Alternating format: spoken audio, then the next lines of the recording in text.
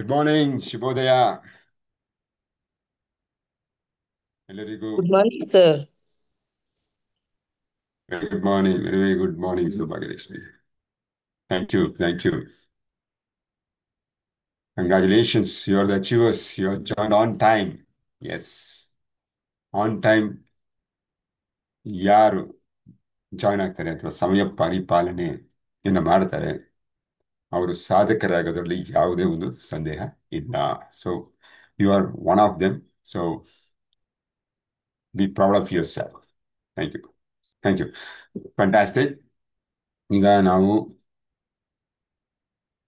ಮೊಟ್ಟ ಮೊದಲನೇ ರಿಚುವಲ್ಸ್ ಏನ್ ಮಾಡ್ತೀವಿ? 3 ಸೆಟ್ಟು ಭಸ್ತ್ರಿಕಾ ಪ್ರಾಣಾಯಾಮನ ಮಾಡ್ತೀವಿ. ಓಕೆ. ಸೊ ಇದರಿಂದ ನಮ್ಮ ಟೆಸ್ಟೋಸ್ಟೆರಾನ್ ಲೆವೆಲ್ಗಳನ್ನ ಜಾಸ್ತಿ ಮಾಡ್ಕೋತೀವಿ. ನಮ್ಮ ಗಮನ, ನಮ್ಮ ನಮ್ಮ ಒಂದು ಎನರ್ಜಿ ಲೆವೆಲ್ನ, ನಮ್ಮ ಫೋಕಸ್ನ, ನಮ್ಮ ಕಾನ್ಫಿಡೆನ್ಸ್ನ, ಪ್ರತಿಯೊಂದು ಸೆಲ್ನ ಜೀವಕೋಶಗಳನ್ನ ಆಕ್ಟಿವ್ ಮಾಡೋದಕ್ಕೆ ಬೆಳಿಗ್ಗೆನೆ ಈ ಒಂದು ಆ, ವ್ಯಾಯಾಮ ಅತ್ಯಂತ ಉಪಯೋಗಕಾರಿಯಾಗಿರುತ್ತೆ. So let's do it. Okay, ready, steady, 1 2 3 go.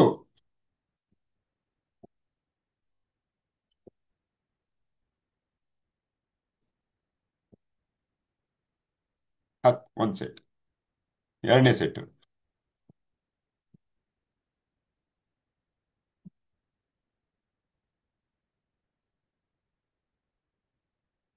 2 set, ಮೂರನೇ set,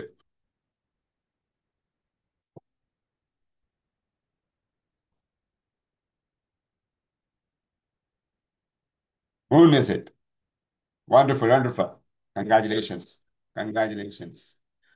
very good, very good. ಈಗ ನಮ್ಮ ರಿಚುವಲ್, ಎರಡನೇ ರಿಚುವಲ್, ನಾವು ಅಪರಿಮಿತ ಅಂತ ನೆನೆಸ್ಕೊಳ್ಳೋದು ಮತ್ತು ಇವತ್ತಿನ ಒಂದು ಉದ್ದೇಶನ, ಈ ದಿನದ ಇಂಟೆನ್ಷನ್ನ ಸೆಟ್ ಮಾಡುವಂಥದ್ದು. ಇಟ್ಸ್ ವೆರಿ ವೆರಿ ಇಂಪಾರ್ಟೆಂಟ್ ಸ್ನೇಹಿತರೆ. Let's do it. ಓಕೆ, 1 2 3 ಗೋ. 2 3. ನಾನು ಅಪರಿಮಿತ. 1 2 3. ನಾನು ಅಪರಿಮಿತ. 1 2 3. ನಾನು ಅಪರಿಮಿತ. ಎಸ್, ನಾನು ಅಪರಿಮಿತ, ನೀವು ಅಪರಿಮಿತರು, ಎಲ್ಲರೂ ಅಪರಿಮಿತರೇ. ನಾವು ನಮ್ಮ ಜೀವನದಲ್ಲಿ ಒಂದು ಸಾಧನೆನ ಮಾಡಬೇಕು, ಒಂದು ಗುರಿಯನ್ನು ಮುಟ್ಟಬೇಕು ಅಂತ ಪ್ರಯತ್ನ ಪಡ್ತಾ ಇದ್ದೀವಿ. ಮತ್ತು ಆಲ್ರೆಡಿ ನಾವು ಆ ಗುರಿಯ ಕಡೆ ಹೋಗ್ತಾ ಇರೋದ್ರಿಂದ, ಆ ನಿರ್ಧಾರಗಳನ್ನ ತೆಗೆದುಕೊಂಡಿರೋದ್ರಿಂದ ಆಲ್ರೆಡಿ ಅರ್ಧ ಸಕ್ಸಸ್ ಆಗ್ಬಿಟ್ಟಿದ್ದೀವಿ. ಹಾಗಾಗಿ ನಮ್ಮಲ್ಲಿರುವಂತಹ ಅಪರಿಮಿತವಾದಂತಹ ಸಾಮರ್ಥ್ಯವನ್ನ ನಾವು ಹೆಕ್ ತೆಗೆದಿದ್ದೀವಿ ಅಷ್ಟೇ. ನಾವೇನು ಹೊಸದೇನು ಕಲಿತಾ ಇಲ್ಲ. ಆಲ್ರೆಡಿ ನಾವು ಅಪರಿಮಿತರು. ಅಪಾರವಾದ ಸಾಮರ್ಥ್ಯ ನಮ್ಮಲ್ಲಿದೆ, ಹುದುಗಿದೆ ಒಳಗಡೆ. ಅದನ್ನ ನಾವು ಹೊರಗಡೆ ತೆಗೆಯುತ್ತಾ ಇದ್ದೀವಿ ಈ ಒಂದು ಪ್ರೋಸೆಸ್ನ ಮೂಲಕ. ಮತ್ತು ಅದರಿಂದ, ಆ ಸಾಮರ್ಥ್ಯದಿಂದ ನಮಗೆ ಜೀವನದಲ್ಲಿ ಏನೇನು ಬೇಕು ಎಲ್ಲ ಪಡ್ಕೊಳ್ಳೋ ಒಂದು ಪ್ರಯತ್ನದಲ್ಲಿದ್ದೀವಿ. ಯಾಕಂದ್ರೆ ಅದು ಸಾಧ್ಯ ಇದೆ. ನಮ್ಮ ಸಾಮರ್ಥ್ಯ, ನಮ್ಮ ಶಕ್ತಿ, ನಮ್ಮ ಆತ್ಮವಿಶ್ವಾಸ, ನಮ್ಮ ಧೈರ್ಯ ಎಲ್ಲನೂ ಇದೆ ನಮಗೆ. ಯಾವುದೋ ಕಾರಣದಿಂದ ಚುಂಚುರು ಮುಚ್ಚೋಗಿದೆ. ಅದನ್ನ ನಾವು ಆ ಮುಸುಕನ್ನು ತೆಗೆದು ಈ ಒಂದು ಆ ಶಕ್ತಿ ಸಾಮರ್ಥ್ಯನೆಲ್ಲ ಹೊರಗಡೆ ಹೊರತರ ಮಾಡಿ ಅದರ ಮೂಲಕ ನಮ್ಮ ಗುರಿಗಳನ್ನ ನಾವು ಸಾಧಿಸ್ತಾ ಇದ್ದೀವಿ. Okay, congratulations. ಈಗ ಇವತ್ತು ವೆರಿ ವೆರಿ ಇಂಟ್ರೆಸ್ಟಿಂಗ್ ಟಾಪಿಕ್. ನನಗಂತೂ ಭಾರಿ ಆ, ಇಷ್ಟ ಆಗಿರೋದ ಟಾಪಿಕ್ ಇದು. ಏನದು? 31ನೇ ತತ್ವ ಅಂತ ಏನ್ ಕರಿತೀವಿ ನಾವು. ನಮ್ಮ ಜಾಕ್ ಕ್ಯಾನ್ಫೀಲ್ಡ್ ಅವರ 64 ಸಕ್ಸಸ್ ನಲ್ಲಿ ನಾವು ಈಗಾಗಲೇ 30 ಸಕ್ಸಸ್ ಪ್ರಿನ್ಸಿಪಲ್ಸ್ಗಳನ್ನ ಅಥವಾ ತತ್ವಗಳನ್ನ ಅಥವಾ ತಂತ್ರಗಳನ್ನ ಕಲ್ತು ಬಿಟ್ಟಿದ್ದೀವಿ.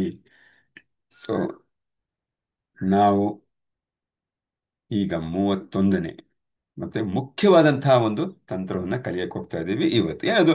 Embrace changes. Are able to see my screen? Okay, I am going to share my screen. ಯಾ,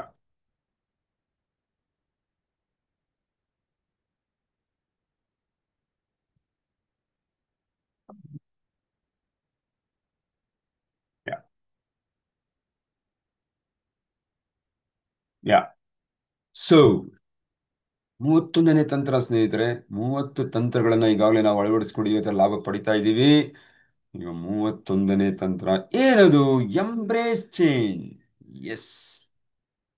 ಬದಲಾವಣೆಗಳನ್ನ ಅಪ್ಪಿಕೊಳ್ಳಿ ಅಥವಾ ಸ್ವೀಕರಿಸಿ. ಎಷ್ಟು ಅದ್ಭುತವಾಗಿದೆ ಅಲ್ಲ? ಬದಲಾವಣೆ ಜಗದ ನಿಯಮ.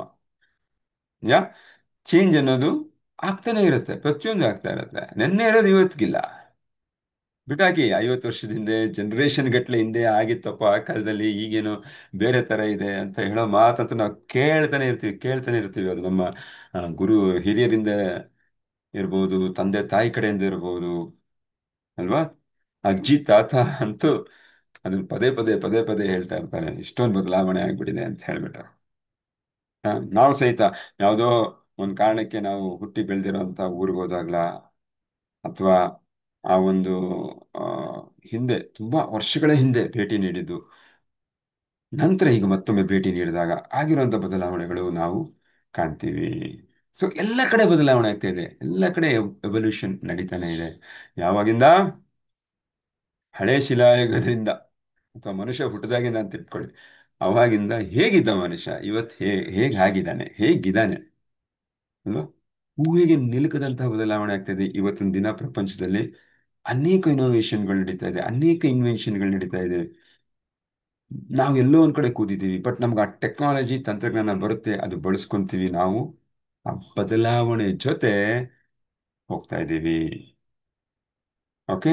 ಸೊ ಆ ಒಂದು ಬದಲಾವಣೆ ಜೊತೆ ನಾವು ಸಹಕಾರದಿಂದ ಅದನ್ನ ಅಕ್ಸೆಪ್ಟ್ ಮಾಡ್ಕೊಂಡು ಹೋದ್ರೆ ಏನ್ ಲಾಭ, ಮಾಡದೇ ಇದ್ರೆ ಏನ್ ತೊಂದರೆ, ಆಗದೆ ಇದ್ರೆ ಬದಲಾವಣೆ ಕಾಲಕ್ಕೆ ತಕ್ಕಂತೆ ನಾವು ಬದಲಾಗದೇ ಇದ್ರೆ ಏನ್ ತೊಂದರೆ ಆಗುತ್ತೆ ಅಂತ ಹೇಳಿ ಇವತ್ತಿನ ಸೆಷನ್ ಅಲ್ಲಿ ಕಲ್ತ್ಕೊತೀವಿ. Okay friends, change is the law of life and those who look only to the past or present are certain to miss the future ಅಂತ ಹೇಳ್ತಾರೆ John F Kennedy, 35th president of USA. Change is the law of life. ಈಗ ನಾವು ಮಾತಾಡಿದ್ವಿ, ಬದಲಾವಣೆ ಜಗದ ನಿಯಮ, ಹಾಗೆ ಜೀವನದ ನಿಯಮ ಅಂತ ಕರೀತಾರೆ ಅಷ್ಟೇ. ಯಾರು ಬರೀ ಪಾಸ್ಟ್ ಭೂತದಲ್ಲಿ ಹಿಂದಕ್ಕೆ ಮತ್ತು ಪ್ರೆಸೆಂಟ್ ವರ್ತಮಾನ ಕಾಲದಲ್ಲಿ ಇರ್ತಾರೋ ಅವರು ಫ್ಯೂಚರ್ನ ಮಿಸ್ ಮಾಡ್ಕೋತಾರೆ. ತುಂಬಾ ಸೂಕ್ಷ್ಮವಾಗಿ ಹೇಳ್ತಾರೆ ಇದರ ಅರ್ಥ. ಮೀನಿಂಗ್, ನಾನು ಹಿಂದೆ ಭೂತಕಾಲದಲ್ಲಿ ಬದುಕ್ತಾ ಇದ್ರೆ, ಜೀವನ ಮಾಡ್ತಾ ಇದ್ರೆ, ಅಥವಾ ಬರೀ ಪ್ರೆಸೆಂಟ್ ಅಲ್ಲಿ ಈಗ ಏನಾಗ್ತಿದೆ ನನಗೆ, ನಂಗೆ ನೋವಾಗ್ತಾ ಇದೆ ಇವತ್ತೊಂದು ದಿನ, ಇವತ್ತು ನನಗೆ ನಷ್ಟ ಉಂಟಾಗ್ತಾ ಇದೆ ಒಂದು ಕಂಪನಿನಲ್ಲಿ, ಆಫೀಸಲ್ಲಿ ಕೆಲವು ನನಗೆ ಬೇಕಾದಂತಹ ಅನುಕೂಲಕರವಾದಂತಹ ವಾತಾವರಣ ಸಿಗ್ತಾ ಇಲ್ಲ ನಮಗೆ, ಈ ಥರದೆಲ್ಲ ಇರುತ್ತೆ. ಯಾ ಈ ಥರ ಅದ್ರ ಬಗ್ಗೆ ಯೋಚನೆ ಮಾಡಿಕೊಂಡು ಹೊಸತನವನ್ನ ನಾವು ನಿರಾಕರಿಸಿದ್ರೆ, ಅದನ್ನ ಸ್ವೀಕರಿಸೋದಕ್ಕೆ ಹಿಂಜರಿದ್ರೆ ಅಥವಾ ಪ್ರತಿರೋಧನ ಒಡ್ಡಿದ್ರೆ, ಅದರಿಂದ ನಮಗೆ ನಷ್ಟ. ಯಾಕಂದ್ರೆ ಪ್ರಪಂಚದಲ್ಲಿ ಎಲ್ಲರೂ ಅದನ್ನ ಅಳವಡಿಸ್ಕೊತಾ ಇದ್ದಾರೆ, ಅದ್ರ ಜೊತೆ ಹೋಗ್ತಾ ಇದ್ದಾರೆ, ಓಡ್ತಾ ಇದ್ದಾರೆ ಅಂತಾನೆ ಹೇಳ್ಬೋದು ಒಂದು ಅರ್ಥದಲ್ಲಿ. ನಾವು ಅದನ್ನ ಅಳವಡಿಸ್ಕೊಳ್ದೇ ಹೋದ್ರೆ ನಮಗೆ ಅದರಿಂದ ನಷ್ಟ ಆಗುತ್ತೆ. ನಾವು we are going to miss that ಅಂತ ಹೇಳ್ತಾರೆ 35th president John F Kennedy ಅವರು. Okay. So everything is changing, of course everything is changing ಅಲ್ವಾ? ಪ್ರತಿಯೊಂದು ಚೇಂಜ್ ಆಗ್ತಾ ಇದೆ, ಬದಲಾವಣೆ ಆಗ್ತಾನೇ ಇದೆ. ನಿನ್ನೆ ಇದ್ದಿದ್ದು ಇವತ್ತಿಲ್ಲ ಅಂತ ನಾವು ಮಾತಾಡಿದ್ವಿ. ಆದ್ರೆ ನಮಗೆ ಏನೋ ಒಂದು ಚೂರು ಪ್ರತಿರೋಧ ಎಲ್ಲೋ ಒಂದ್ ಕಡೆ. ಯಾಕೆ? Because of our belief system, ನಂಬಿಕೆಯ ವ್ಯವಸ್ಥೆ ಅಂತ ಏನ್ ಕರಿತೀವಿ, ಅದು ಯಾವ ರೀತಿ ನಿರ್ಮಾಣ ಆಗಿರುತ್ತೆ ಅಂತ ಹೇಳಿದ್ರೆ, it is become automatic. Automatic ಆಗಿ ಅದರ ಕೆಲಸ ಕಾರ್ಯಗಳನ್ನ ನಿರ್ವಹಿಸ್ತಾ ಇರುತ್ತೆ. ನಾವು ಈ ಹಿಂದೆ ಮಾತಾಡಿದ್ವಿ, ರೆಪ್ಟಿಲಿಯನ್ ಬ್ರೈನ್ ಅಥವಾ ಲಿಂಬಿಕ್ ಬ್ರೈನ್ ಅಲ್ಲಿ ಇರುವಂತಹ ಏನು ಆ ಆ ಬ್ರೈನ್ ಏನಿದೆ, ಅದರ ಶಕ್ತಿ ಸಾಮರ್ಥ್ಯ ಏನಿದೆ, ಅದು ನಮ್ಮ ಬಾಡಿಲಿ ಮೋಸ್ಟ್ ಆಫ್ ದ ಆಕ್ಟಿವಿಟಿನ ಆಟೋಮೇಟ್ ಮಾಡುವಂಥದ್ದಾಗಿರುತ್ತೆ. ಫಾರ್ ಎಕ್ಸಾಂಪಲ್, ಈಗಾಗಲೇ ರಕ್ತ ಪರಿಚಲನೆ, ಉಸಿರಾಡ್ತಾ ಇರೋದು, ಹಾರ್ಟ್ ಬೀಟ್ ಆಗ್ತಾ ಇರೋದು, ಎಲ್ಲ ಫಂಕ್ಷನ್ಸ್, ಆರ್ಗ್ಯಾನ್ಸ್ ಫಂಕ್ಷನ್ಸ್ ಆಗ್ತಾ ಇರೋದು, ಪ್ರತಿಯೊಂದು ಆಟೋಮೇಟೆಡ್ ಆಗಿದೆ. ನಾವು ಎಲ್ಲೂ ಇಂಟರ್ಫಿಯರ್ ಆಗಲ್ಲ ಅಥವಾ ತಲೆ ಹಾಕೋದಿಲ್ಲ. ಹೇ ಲಿವರ್, ನೀನು ಈ ಥರ ಕೆಲಸ ಮಾಡು, ಹೇ ಹಾರ್ಟ್, ನೀನು ಈ ಥರ ಬೀಟ್ ಮಾಡು, ರಕ್ತ ನೀನು ಈ ಥರ ಮೆತ್ತಿಗೆ ಹರಿ ಅಥವಾ ಜೋರಾಗಿ ಹರಿ, ಎಲ್ಲೂ ನಾವು ಇಂಟರ್ಫಿಯರೆನ್ಸ್ ಮಾಡೋದಿಲ್ಲ. ಹಾಗಾಗಿ ಅದು ಅದೇ ರೀತಿ ಕ್ರಿಯೆಗಳನ್ನ ನಡೆಸ್ತಾ ಇದೆ. ಅದ್ರಲ್ಲಿ ಹೆಚ್ಚು ಕಮ್ಮಿಯಾಗಿ ಏನಾದರೂ ಬೇರೆ ತರ ಒಂದು ಕ್ರಿಯೆಗಳನ್ನ ನಡೆಸಕ್ ಶುರು ಆದ್ರೆ ಅದನ್ನೇನು ರಕ್ತ ಒತ್ತಡ ಜಾಸ್ತಿ ಆದರೆ ರಕ್ತದ ಒತ್ತಡ ಅಂತ ಹೇಳ್ತೀವಿ. ಯಾ ರಕ್ತ ಪರಿಚಲನೆ ಸರಾಗ ಆಗದೆ ಇದ್ರೆ ಅಲ್ಲಿ ಬ್ಲಾಕೇಜ್ ಅಂತ ಹೇಳ್ತೀವಿ. ಯಾ ಈ ರೀತಿ ಆ ಕೆಲಸ ಕಾರ್ಯಗಳಾಗದೆ ಇದ್ರೆ ನಮಗೆ ಸಮಸ್ಯೆಗಳು ಉದ್ಭವ ಆಗತ್ತೆ. ಯಾ ಸೊ ದಟ್ ಆಟೋಮೆಟಿಕ್ ಆಗಿ ಆಗುವಂಥದ್ದು. ಬಟ್ ಇಲ್ಲಿ ಒಂದು ಅಂಶ ಏನಪ್ಪಾ ಅಂತ ಹೇಳಿದ್ರೆ, ಎಸ್ ಆಫ್ ಕೋರ್ಸ್ ನಮ್ಮ ದೇಹದಲ್ಲಿ ಯಾವ ರೀತಿ ಕೆಲಸ ಕಾರ್ಯಗಳು ಕ್ರಿಯೆಗಳು ನಡೀತಾ ಇದೆ, ಚಟುವಟಿಕೆಗಳು ನಡೀತಾ ಇದೆ, ಅದೇ ರೀತಿ ಅದೇ ರೀತಿ ನಾವು ಕೂಡ ಪ್ರತಿಯೊಂದು ದೈನಂದಿನ ಕ್ರಿಯೆಗಳನ್ನ ಮಾಡ್ತಾ ಇದ್ದೀವಿ. ಯಾಕಂದ್ರೆ ನಮ್ಮ ಅಭ್ಯಾಸಗಳು ಕೂಡ ಆಟೋಮೇಟೆಡ್ ಆಗಿದೆ.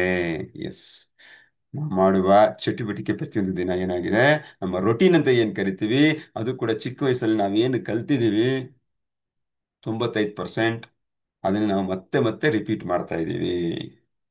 S or no? Yes or no? So 95% ಭಾಗ ಏನ್ ಕಲಿತಿದ್ವಿ 0 to 7 years ಅಲ್ಲಿ ಒಳಗಡೆ ಮಕ್ಕಳಾಗಿದ್ದಾಗ, ಅಥವಾ ಕಲಿಸಲ್ಪಡ್ತೀವಿ ನಮ್ಮ ತಂದೆ ತಾಯಿಯಿಂದನೋ ಅಥವಾ ನೆರೆಹೊರೆಯವರಿಂದನೋ ಸ್ನೇಹಿತರಿಂದನೋ ಬರುವ ಸಿಚುವೇಶನ್ಗಳಿಂದ ನಾವು ಕಲಿಯೋಕ್ಕೆ ಹೋಗ್ತೀವಿ. ನೋಡಿ ಕಲಿಯೋದು, ಕೇಳಿ ಕಲಿಯೋದು, ಅಥವಾ ಮಾಡಿ ಕಲಿಯೋದು, ಇದೆಲ್ಲ ಏನ್ ಮಾಡಿರ್ತೀವಿ ಅದು ಆಟೋಮೇಟ್ ಆಗಿರುತ್ತೆ. ಸೊ ಹಾಗೇನಾಗುತ್ತೆ, ನಾವೊಂದು ಕ್ರಿಯೆಗೆ ಪ್ರತಿಕ್ರಿಯೆ ನೀಡೋದು, ಒಂದು ಮಾತುಕತೆ ನಾವೇನ್ ಆಡ್ತಾ ಇರೋದು ಅದು ಇರಬಹುದು, ಅದು ಆಟೋಮೇಟ್ ಆಗಿದೆ. ನಾವು ಏನೊಂದು ಸಂದರ್ಭಕ್ಕೆ ಪ್ರತಿಕ್ರಿಯೆ ನೀಡೋದು, ಅಥವಾ ಪ್ರತಿಕ್ರಿಯೆ ನೀಡಬೇಕಾ ಇಲ್ಲ ಸ್ಪಂದಿಸ್ಬೇಕಾ, ಅದು ಕೂಡ ಆಟೋಮೇಟ್ ಆಗಿದೆ.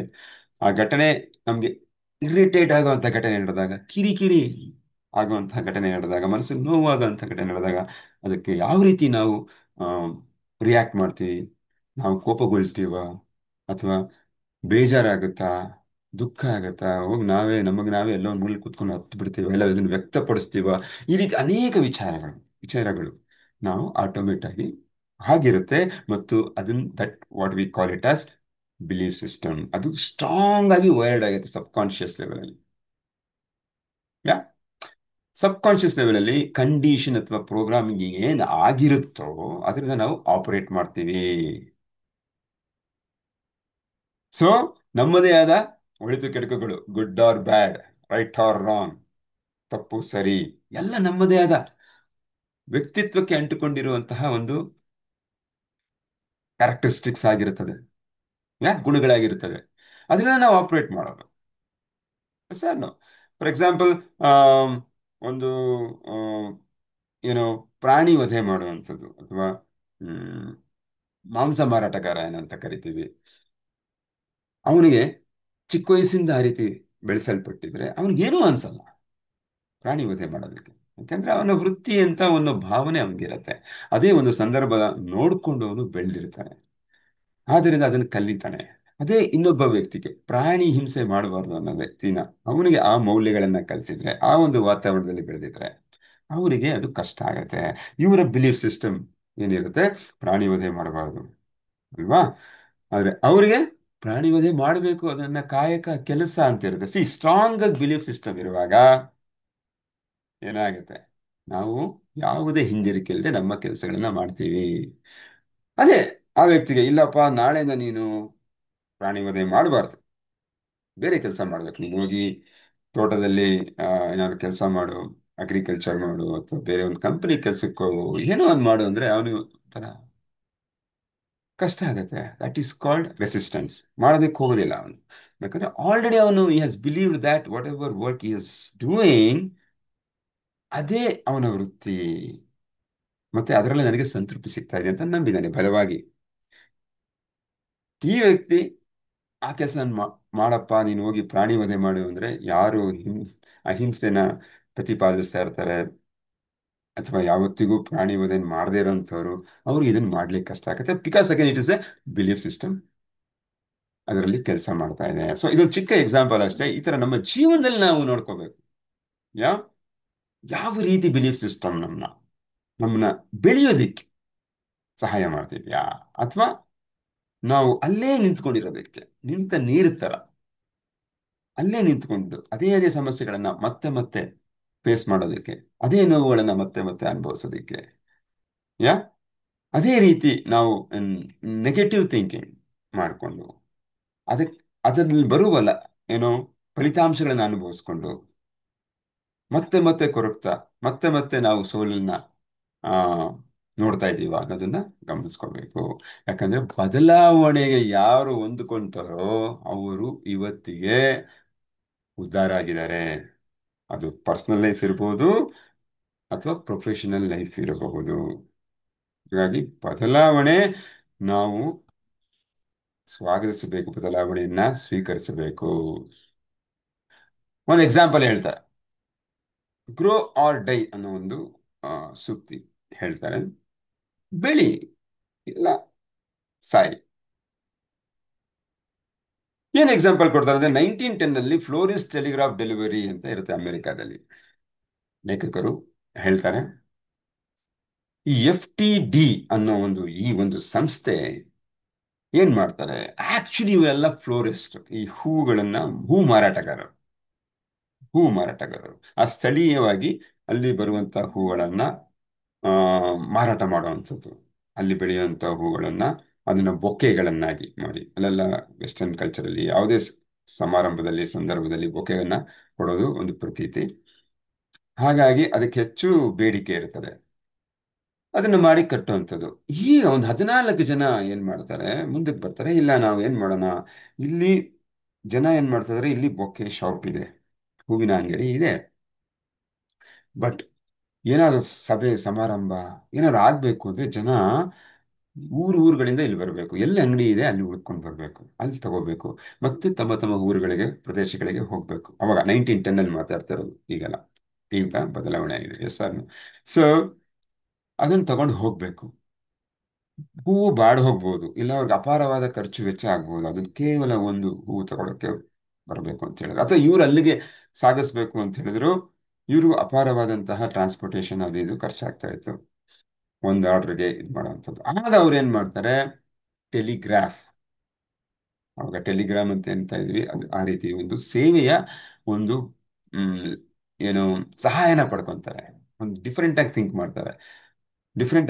ಯಾಕಂದ್ರೆ ಆ ಕಾಲದಲ್ಲಿ ಅವ್ರಿಗೆ ಕಾಂಪಿಟೇಷನ್ ಹೆಚ್ಚಾಗತ್ತೆ, ಬೇರೆ ಫ್ಲೋರಿಸ್ಟ್ಗಳು ಬರ್ತಾ ಇದ್ದಾರೆ, ಅದರಲ್ಲಿ ಇವರು ಆ ಒಂದು ಕಾಂಪಿಟೇಟಿವ್ ಎಡ್ಜ್ ಅಂತ ಏನ್ ಕರಿತೀವಿ, ಏನೋ ಇನೋವೇಷನ್ ಇಲ್ಲ ಅಂದ್ರೆ ಇವರು ಮುಂದೆ ಕಂಪ್ನಿನ ಬೆಳೆಸೋಕೆ ಸಾಧ್ಯ ಆಗೋದಿಲ್ಲ. ಹಾಗಾಗಿ ಅವ್ರು ಏನ್ ಮಾಡ್ತಾರೆ, ಇನೋವೇಟಿವ್ ಥಿಂಕ್ ಮಾಡ್ತಾರೆ ಅಥವಾ ಥಾಟ್ ಮಾಡ್ತಾರೆ. ಓಕೆ, ಟೆಲಿಗ್ರಾಫ್ ಸಂದೇಶ, ಈಗ ನಮ್ಗೇನು ಸಂದೇಶ ಬೇಕು, ಓಕೆ, ಯಾರಾದ್ರೂ ಇಲ್ಲಿಂದ ಕೂತ್ಕೊಂಡು, ಇವಾಗ ನಾವು ಕೊಡ್ತೀವಲ್ಲ, ಸಿಮಿಲರ್ ಟು ದಟ್, ಇವಾಗಲೇ ನಾನು ಯಾರಿಗಾದ್ರು ಡೆಲಿವರಿ ಮಾಡಿಸ್ಬೇಕು ಗಿಫ್ಟ್ನ ಅಂತ ಹೇಳಿದ್ರೆ, ಹೀಗೆ ಆನ್ಲೈನಲ್ಲಿ ನಾವು ಡೆಲಿವರಿ ಮಾಡಿಸ್ಬೋದಲ್ವಾ.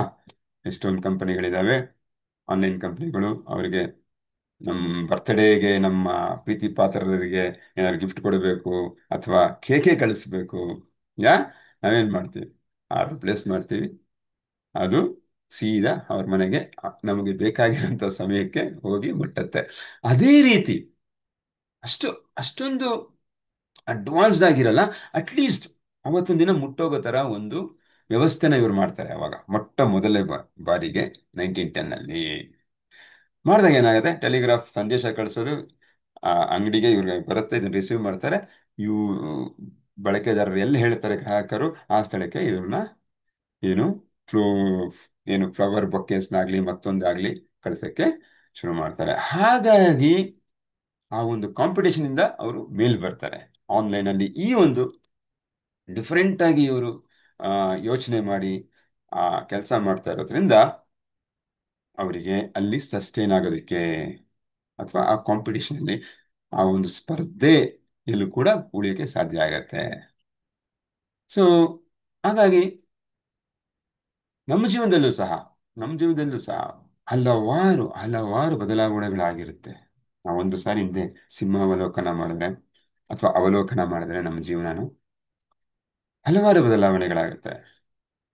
ಬಟ್ ಆ ಬದಲಾವಣೆಗಳಲ್ಲಿ ನಾವು ಎಷ್ಟು ಸಾರಿ ಪ್ರತಿರೋಧನ ತೋರಿಸ್ತೀವಿ ಅನ್ನೋದನ್ನ ನಾವು ಗಮನಿಸಬೇಕು. ಎಷ್ಟು ಸಾರಿ ಆ ಬದಲಾವಣೆನ ಅಪ್ಕೊಂಡಿದೀವಿ ಅನ್ನೋದನ್ನ ನೋಡ್ಬೇಕು.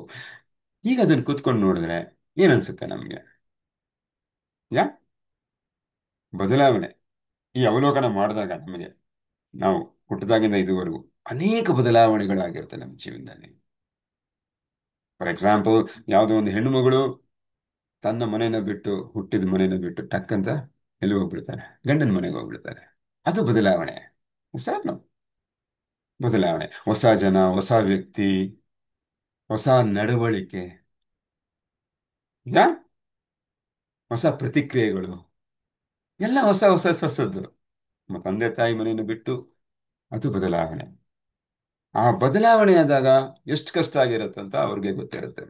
ಸರ್ ಅನೇಕ ಕಷ್ಟಗಳಾಗುತ್ತೆ. ಯಾಕೆ ನಾನು ನನ್ನ ನಂಬಿಕೆಗಳು ಏನಿದೆ, ನನ್ನ ನಂಬಿಕೆ ಆ, ಸ್- ಏನು ಹ್ಮ್, ವ್ಯವಸ್ಥೆ ಅಥವಾ ಬಿಲೀಫ್ ಸಿಸ್ಟಮ್ ಏನಿದೆ, ನನ್ನ ಬೇಕು ಬೇಡಗಳೇನಿದೆ, ಕಷ್ಟ ಸುಖಗಳೇನಿದೆ, ತಪ್ಪು ಸರಿಗಳೇನಿದೆ, ಅಲ್ಲಿ ವಿರುದ್ಧವಾಗಿರೋ ಸಾಧ್ಯತೆ ಹೆಚ್ಚಾಗಿರುತ್ತೆ. ಸರಿಯಾಗೂ ಇರಬಹುದು, ಕೆಲವೊಂದು ಮಿಸ್ ಮ್ಯಾಚ್ ಆಗುತ್ತೆ, ಮಿಸ್ ಅಲೈನ್ಮೆಂಟ್ ಆಗುತ್ತೆ. ನಾವೇನೋ ಮಾಡ್ತಾ ಇರ್ತೀವಿ, ಬೆಳಿಗ್ಗೆ ಎದ್ಬಿಟ್ಟು ಯಾವುದೋ ಒಂದು ರೊಟೀನ್ ಇಟ್ಕೊಂಡಿರ್ತೀವಿ.